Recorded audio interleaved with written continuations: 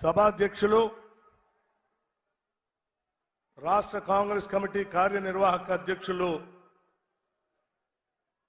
శాసన మండలి సభ్యులు మహేష్ కుమార్ గౌడ్ గారికి, రాష్ట్ర ముఖ్యమంత్రి వర్యులు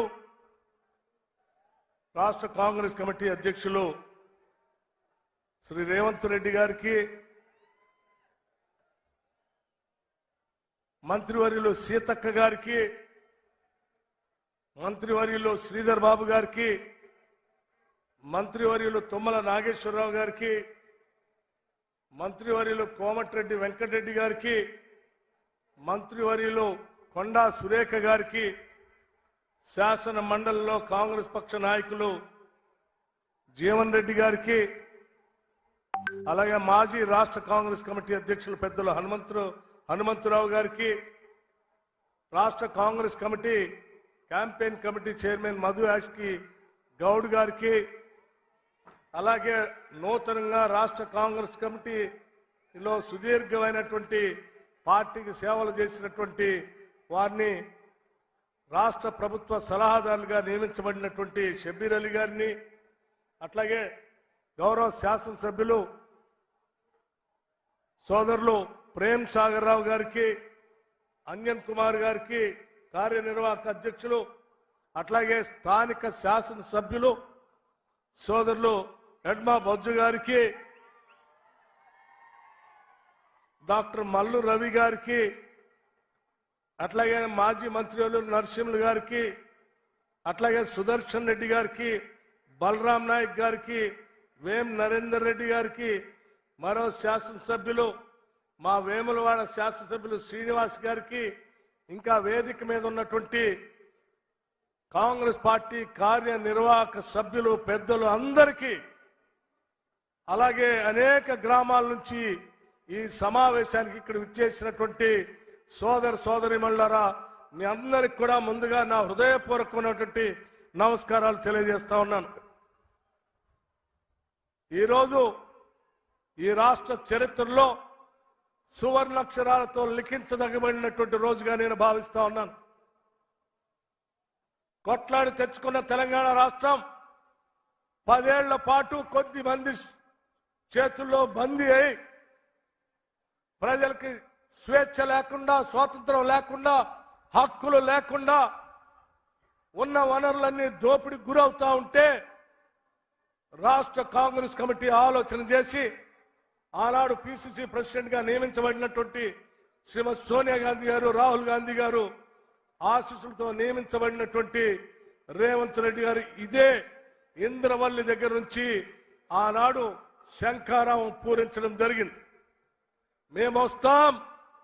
ప్రజల కష్టాలు తీరుస్తామని చెప్పి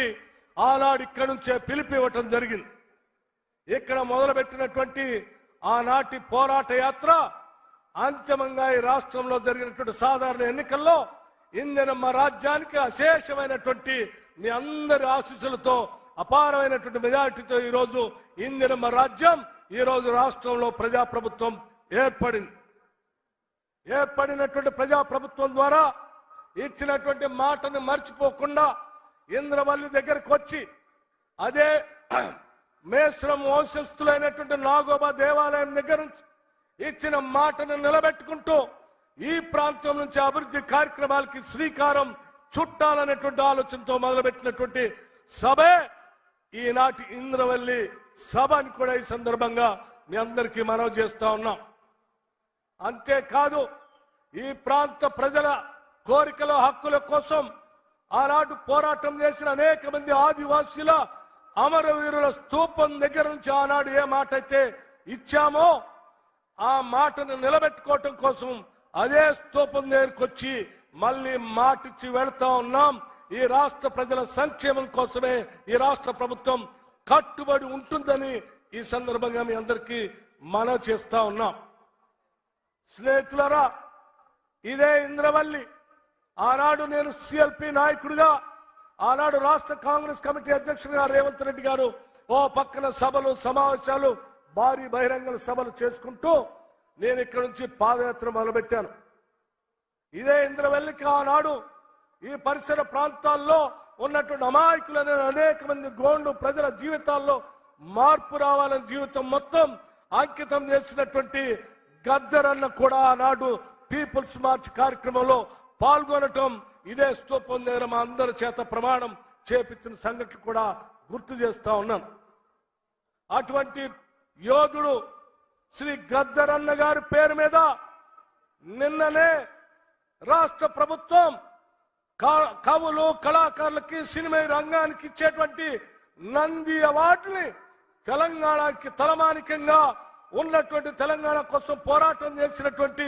గద్దరన్న పేరు మీద గద్దరన్న అవార్డులుగా ప్రకటించి మేము ఈ ప్రభుత్వం పోరాట యోధుల ఆలోచనల్ని అమరవీరుల ఆలోచనల్ని తాడిత పీడిత ప్రజానికొక్క కళల్ని నిజం చేయటం కోసం ఇందిరమ్మ రాజ్యం పనిచేస్తుందని చెప్పేటువంటి ఉదాహరణకి ఈ రెండు కార్యక్రమాలుగా మీ అందరికీ చెప్తా ఉన్నాను. అదేవిధంగా ఈ ప్రాంతంలో పాదయాత్ర చేస్తున్న సందర్భంలో అనేక మంది గోండు కుటుంబాలు మా దృష్టికి తీసుకొచ్చినటువంటి ప్రధానమైనటువంటి అంశం ఐటీడీఏని పునరుద్ధరించమని, సెల్ఫ్ హెల్ప్ గ్రూప్స్ కి డబ్బులు బాగా ఇవ్వని, అట్లాగే ఇక్కడ ఉన్నటువంటి త్రివేణి సంగమాన్ని పూర్తి చేయమని, చిట్మాన్ ప్రాజెక్ట్ ని పూర్తి చేయమని కోరారు. ఇందిరమ్మ రాజ్యం మీ అందరికి ఇప్పుడే జరిగినటువంటి సభలో ముఖ్యమంత్రి గారు ఆడ మాటిచ్చి వచ్చారు. ఈ రాష్ట్రంలో ఉన్నటువంటి సెల్ఫ్ హెల్ప్ గ్రూప్ సంబంధించినటువంటి వాళ్ళందరికీ కూడా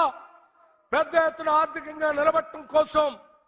కోట్లాది రూపాయలు ఇవ్వటానికి రాష్ట్ర ప్రభుత్వం కట్టుబడి ఉందని ఇప్పుడే ప్రకటించారు. మరొక్కసారి ఇక్కడ నుంచి చెప్తా ఉన్నాం, తప్పనిసరిగా త్రివేణి సంగమాన్ని, చిట్మాన్ ప్రాజెక్ట్ ని పూర్తి చేస్తామని, ఈ పరిసర ప్రాంతాల్లో ఉన్నటువంటి నీటి వనరులన్నింటి కూడా ఇక్కడ ఉన్నటువంటి పేద గోండు గృహాలకు అన్నిటికీ అందించే కార్యక్రమం చేపడతామని, అట్లాగే భూములకు సంబంధించిన ధరణి ద్వారా భూములు కోల్పోయిన మీ అందరికి కూడా భూములు అప్పజెప్పే కార్యక్రమాన్ని కూడా ఇందిరమ్మ రాజ్యం చేపడుతుందని చెప్పి మీ అందరికీ మాటిస్తూ సెలవు తీసుకున్నాను. జై హింద్, జై కాంగ్రెస్. ఇప్పుడు మనమంతా ఎదురు చూస్తున్నటువంటి మీ అభిమాన నాయకుడు, మనందరి అభిమాన నాయకుడు, రాష్ట్ర ముఖ్యమంత్రి వర్యులు శ్రీ రేవంత్ రెడ్డి గారిని అమూల్యమైనటువంటి సందేశం ఇవ్వాల్సిందిగా కోరుతా ఉన్నాను.